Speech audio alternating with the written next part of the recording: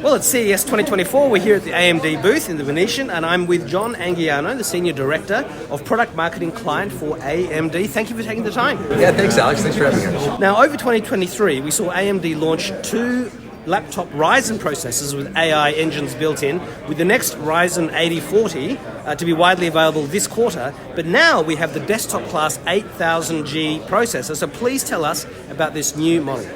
Yeah, this is a great opportunity. You know, this is not targeted at the top end of performance. This is really a value performance play. And it's very important from that standpoint. A couple of key things about the 8000G. First of all is the gaming performance on it. It games very well with an integrated GPU with great performance across really AAA games. Even through Cyberpunk, you're going to see great frames per second, for example.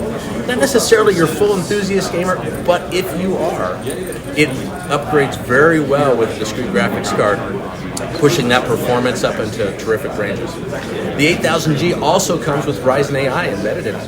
That NPU performance, 16 TOPS. And we're excited to be able to provide that in the desktop space. Comes by way of demand and lots of feedback, both for developers who want to target to it, but people who are looking to run some of the newest apps and app features that are coming out with AI this year as well. And we're seeing a selection of the desktop PCs running the 8000G processor behind you. Yeah, now I expect it contains the same second generation AI brain that the Ryzen 8040 offers, but are there any differences because it's a desktop class processor in that it's got a bit more power available to it, or is it the same? It's really going to be the same on the NPU side. We're not opening it up in any other way. What we do see though is most of the apps that are out there are going to run really well in this envelope, and I think people will be real happy with that. Now, it also has the AM5 desktop socket, so this should see a lot of people wanting to upgrade their existing AMD systems just by putting in a new processor and getting all that extra power, or do you think people are just going to go out and buy whole new systems? Yeah, so a couple things on that, I would say. You know, AM5 we're dedicated to keeping around for several years. Of course, we have different offerings for different audiences here, and so our 7000 series is the top-end performance offering, and so if you're in that, you know, a lot of the performance you're going to get is fantastic. This isn't necessarily your direct upgrade path. On the other hand, if you're coming out of years in AM4 or other offerings, this is a great place where you can get in. You can get in at a very reasonable price and look at upgrade opportunities for years to come. Now, I wanted to ask you about the integrated graphics performance, but you already explained that before, how powerful and strong it is. So, and again, we can see some pretty, there's the red computer over here, there's this desktop with the transparent panel and all the amazing colors. I mean, how are your OEM partners packaging up the PCs with this particular processor, or is it more or less a continuation of everything that we've seen over the past 3 or 4 years in desktop PC design? Yeah, absolutely. I think you're going to see some continued trends with some acceleration is what we're aiming for. So, of course, we sell component market. We sell system integrations for those who want that, so you get your DIYers and those who want some special configs.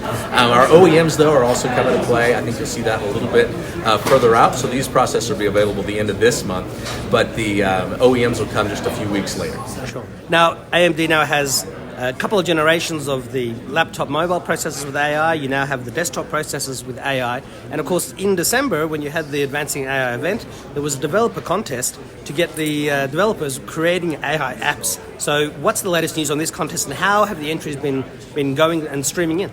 Yeah, this has been a really exciting prospect, and it's part of our approach to really bringing AI application development real broadly to the market and open this up to people who maybe didn't think of themselves as developers in AI before, but really want to get started with it. So very broad interest, thousands of entries.